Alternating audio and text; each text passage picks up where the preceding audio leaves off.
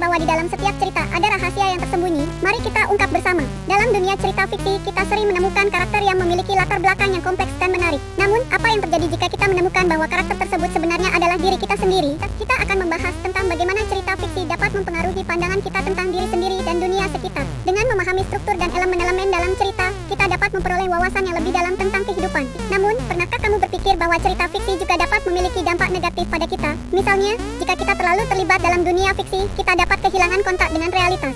Oleh karena itu, penting bagi kita untuk menemukan keseimbangan antara dunia fiksi dan realitas. Dengan demikian, kita dapat memperoleh manfaat dari cerita fiksi tanpa kehilangan kontak dengan kehidupan sehari-hari. Dalam edisi spesial ini, kita akan membahas tentang bagaimana cerita fiksi dapat mempengaruhi kita dan bagaimana kita dapat memperoleh manfaat dari cerita tersebut. Jadi, mari kita mulai petualangan kita dalam dunia cerita fiksi.